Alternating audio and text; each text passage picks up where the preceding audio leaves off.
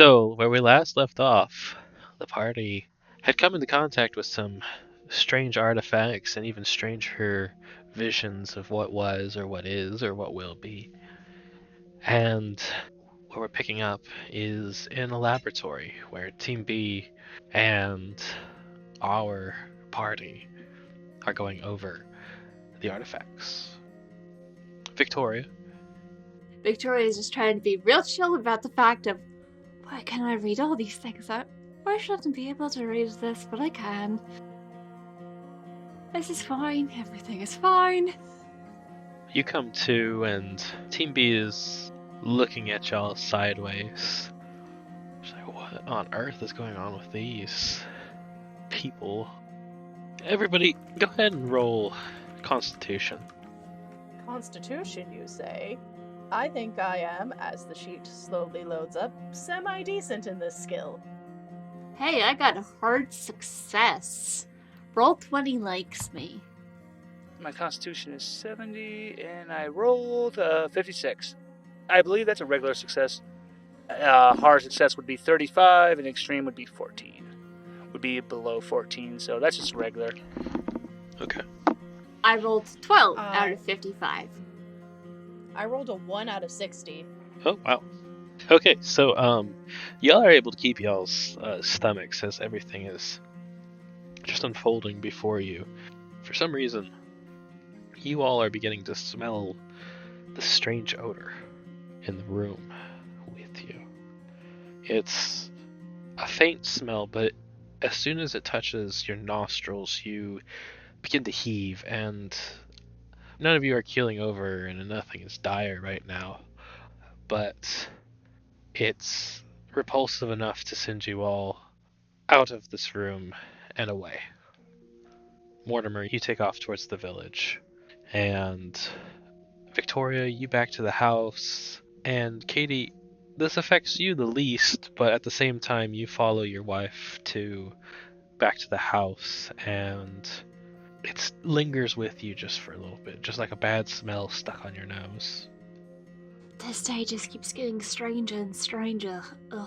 Oh, it's like, what was it the Americans have here that we discovered in, as we were driving through the upper 40? Skunks! It's like when you hit a skunk. You're not that far off. Certainly sticking with me like a... Ugh. Mortimer, you get almost to the village when you're stopped by the village chieftain.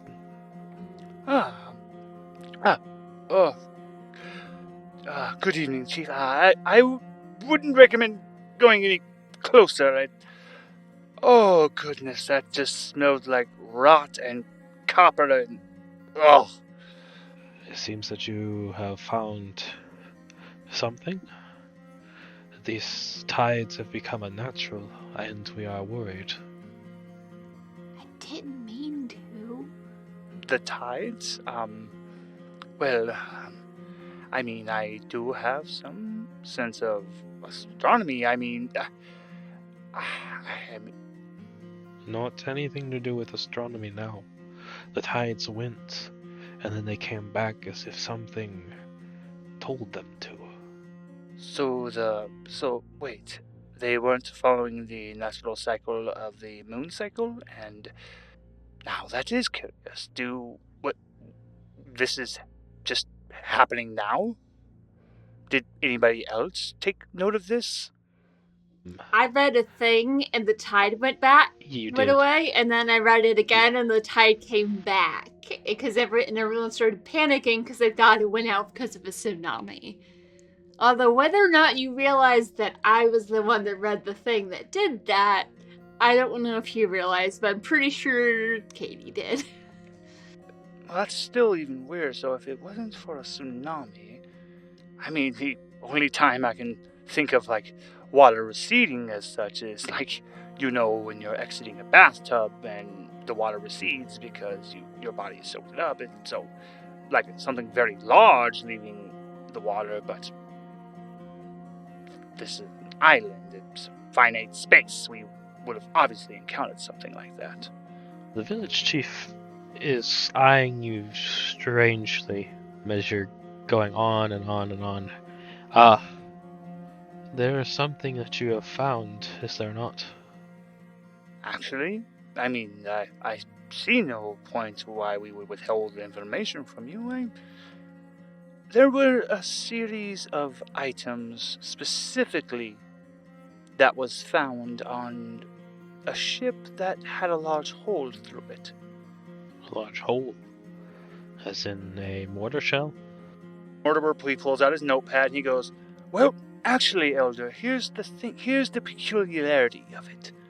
There were no signs of, that this was from mortar fire. It's as if something came from the very depths of the sea itself. The pressure shot upwards.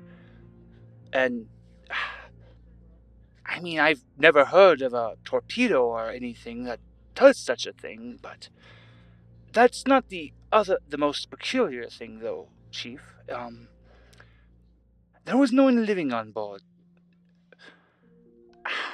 But now, I should have asked, was there, any evidence of, shell fire or anything, but that does worry me as well, though.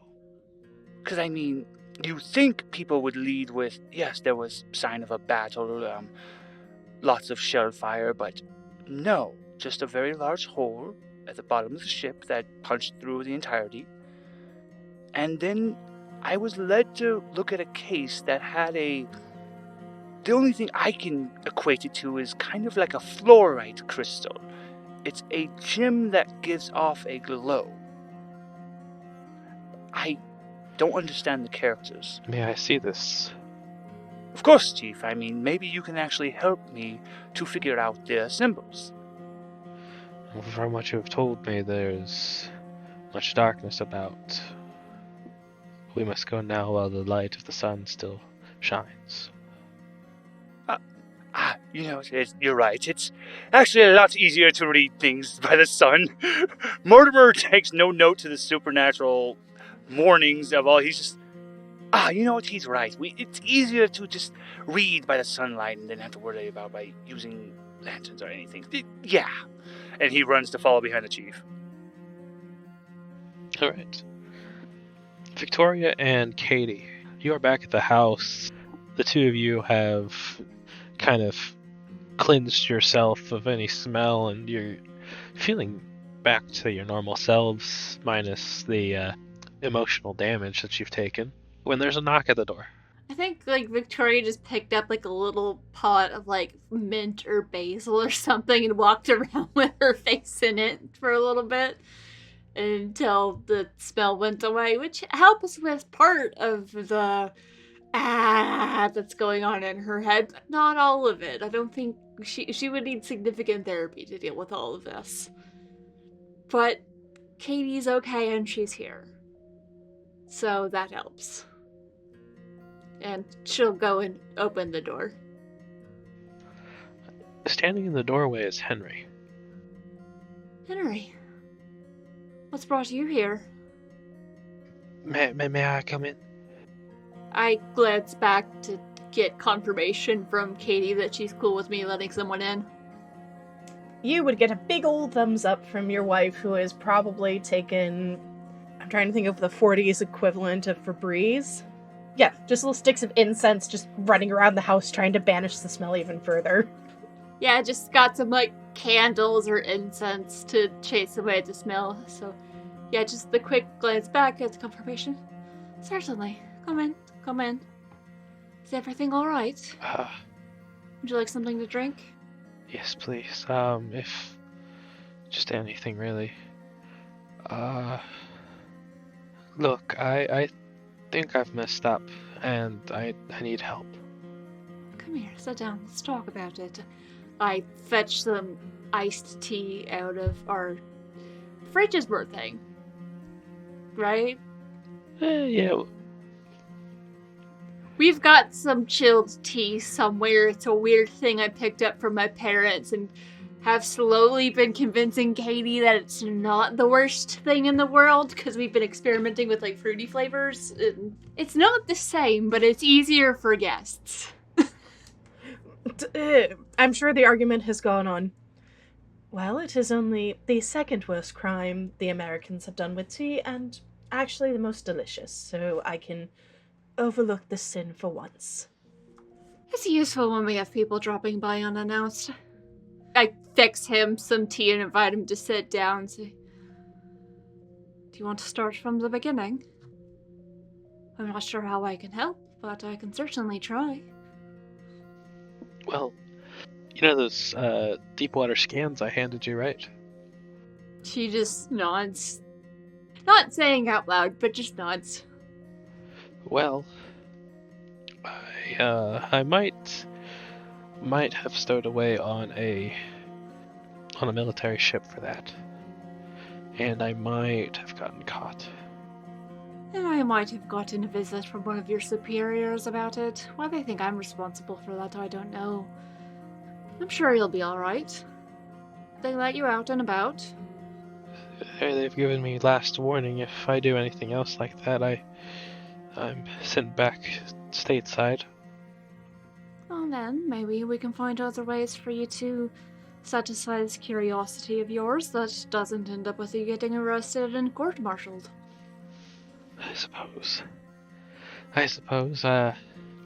But there was something else about last night that I probably shouldn't be talking about. But there was a man who came to visit me while I was in the brig. He wouldn't ever give me a name, but spoke just like us. He was very interested in what I found, but I couldn't really tell him anything about it, seeing as I didn't really have the papers with me, and, well, he said that he was going to try and find those papers, and if I can just be out of here and, make like you were never a part of this. Do you think you were in trouble because of what you might have found? Do you think this man's a danger to you?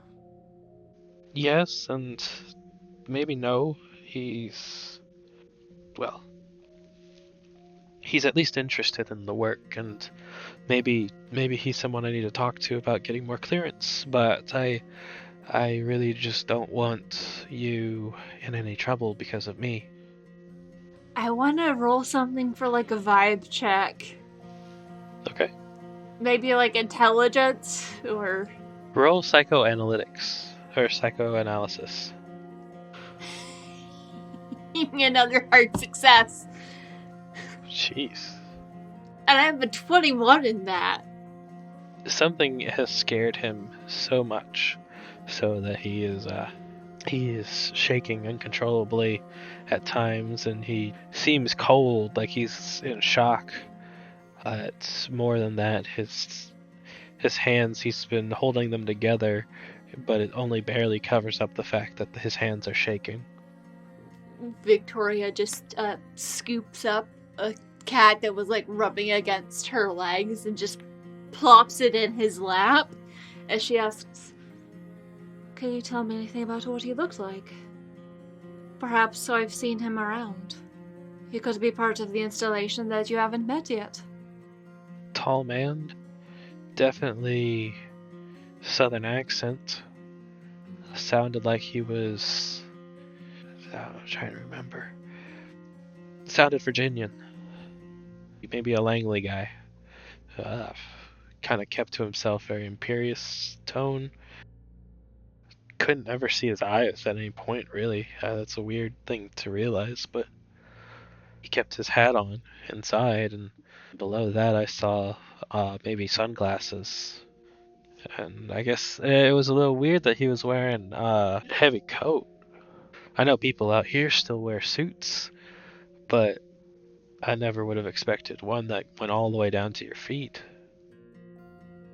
And did this person give you a name?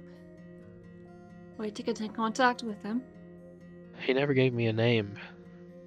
They just told me to refer to him as Mr. Gray. Is that ringing any bells at all whatsoever? No. You've never heard of this guy, and you've never interacted with someone like this. Sure, the government comes poking around your stuff, and they usually send an agent from... what's the intelligence agency called during World War II? Well, I was just gonna say CIA, but I don't know if that's what it was called back then. No, it wasn't. It was called something else. I'll look it up while y'all are bamfing. It was the OSS, Office of Strategic Services. Yeah, so it seems plausible but odd. Yeah. And the fact that he never identified himself, and that Henry was told to call him by a certain name is even more strange. Yeah, this feels weird, and as Henry is, I'm assuming he's petting the cat that I plopped in his lap, because I was just like, here, cat. Just trying to help him calm a little bit. I'm curious, how do you think he found out about your research?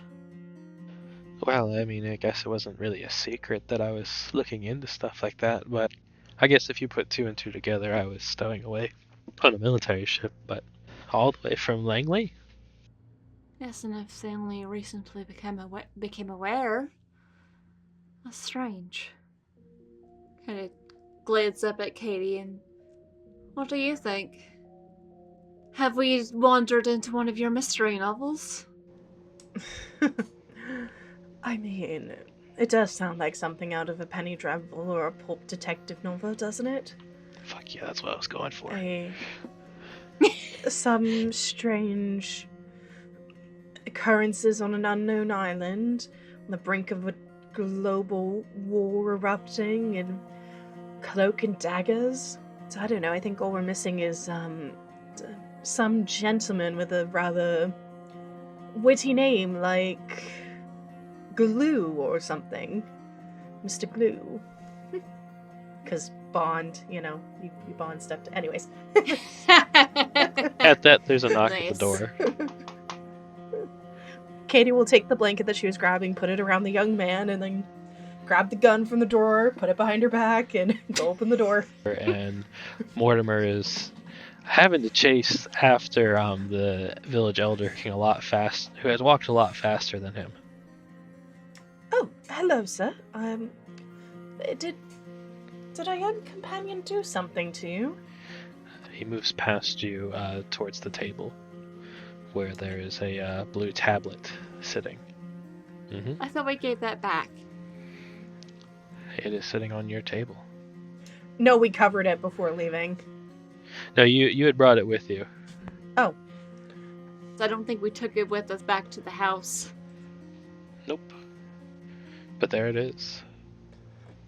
Darling. I don't know how that got here. Oh, good. So I wasn't imagining that we left it with the U.S. forces. I know they're incompetent, but I didn't think they were that incompetent. Or weirdly thoughtful. It is bonded to you, Miss Victoria. Pardon, I don't know. I don't believe we've met before. Met a couple of times. I am the village elder. Oh, yeah, sorry. It's been a weird few days. Got me thrown off. It's good to see you. What do you know of this? Yeah, I know it is ancient, and I know it is of my people. But much more than that, no. I can tell, though, that you have a certain bond to it. Have you spoken with it? Have you used it? Victoria is just glancing from the elder to the student who's about to have a panic attack, to the elder, to the student who's about to have a panic attack, and just... Give me one moment. Henry, why don't you go back to your barracks? Go back, settle into something comfortable. Go back to your studies. We still expect you to have that paper done by the end of the week. Just take some time to relax, okay? And if you hear from Mr. Gray again, just report it to your superiors. Okay, I can do that. It's going to be alright. And you can take the cat with you. She'll come. No, he'll come back when he's ready. It's really hard to tell the difference between those twins. Oh, that's Pendragon. Yes, Pendragon will be back before you know it. He's got a good head on his shoulders. He stands up, he takes his papers and goes. I haven't actually gotten his papers out to give to him. Scratch that. He gets up and he heads off. Yeah. Holding the fluffy, purring cat that will eventually wander its way back to our house. Yes. He acknowledges the village elder and then walks off before Mortimer walks in. Do you gentlemen care for some iced tea? Sounds like we might have a bit of a conversation, and you look out of breath, Mortimer. I will admit, physical activity was never my strong suit. Yes, and you suffered head trauma yesterday. I ought to be careful if I was you.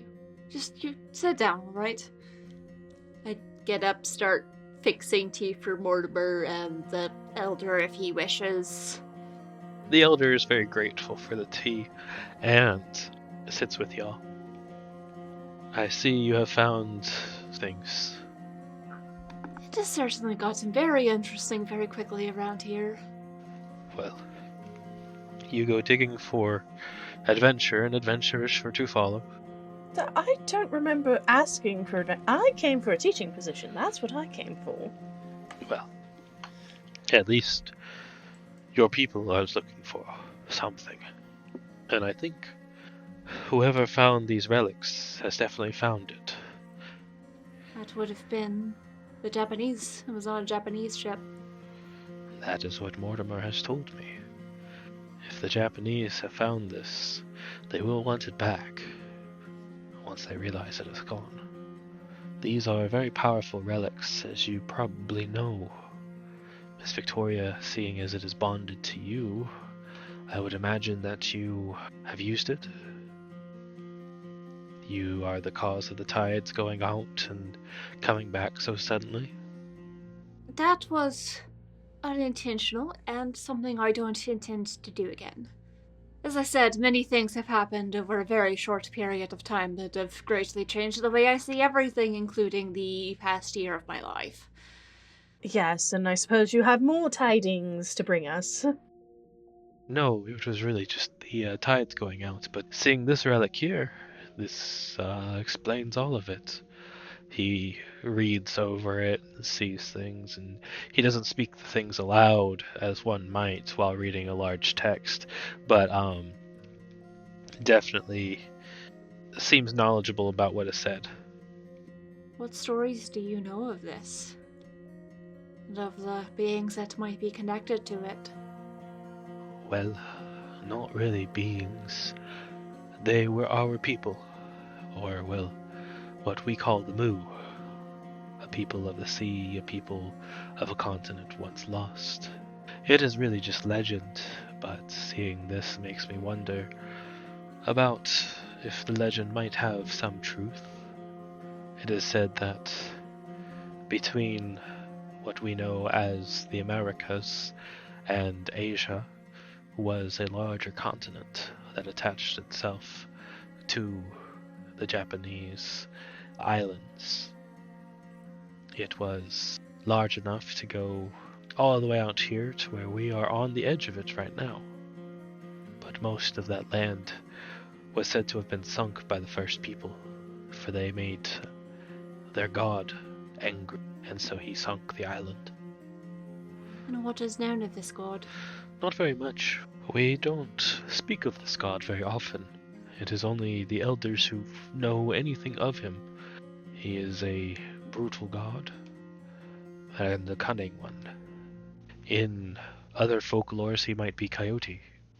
I have heard tell of an Anansi in African lore. He's a trickster, but also a very powerful one at that.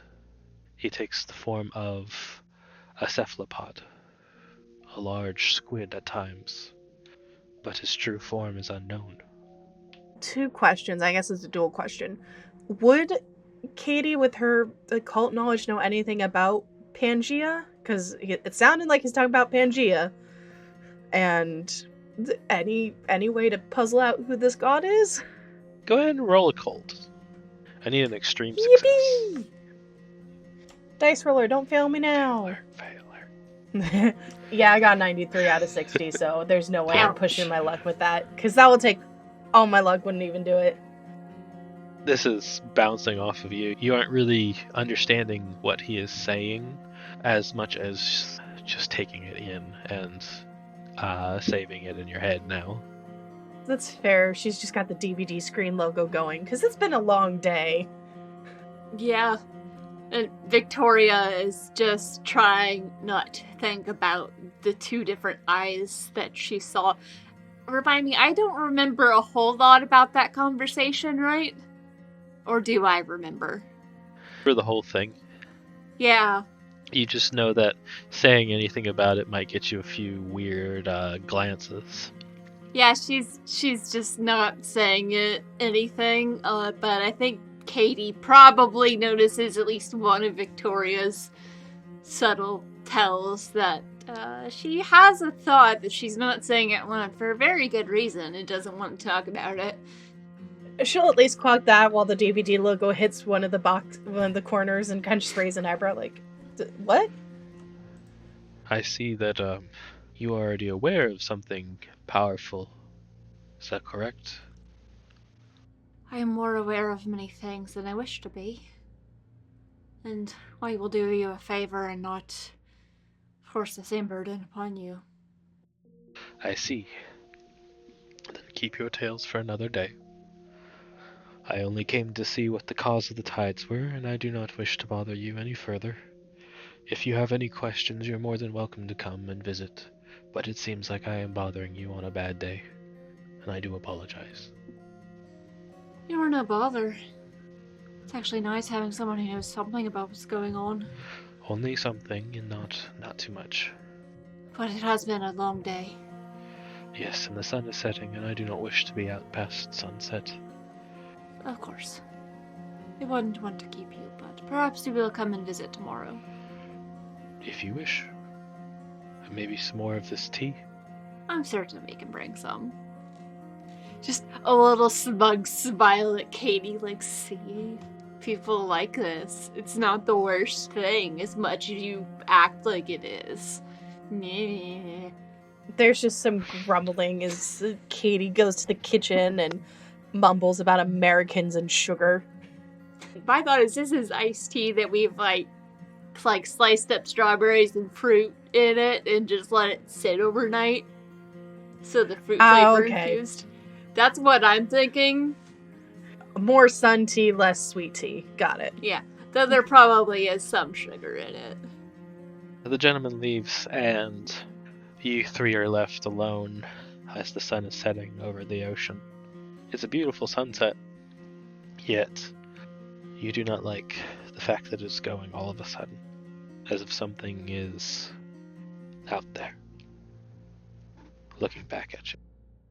You have been listening to Beyond the Crumbling Veil, a Call of Cthulhu 7e actual play podcast by Styx Helix Productions, as part of Pseudonym Social, a creative podcast network changing reality one story at a time.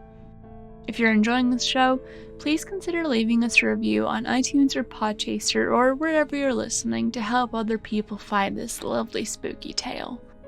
Beyond the Crumbling Veil is DM'd by John Bowman of Styx Helix Productions, with Brian, Fennec Foxfire, and Brianna Jean. The show is also produced by Brianna Jean.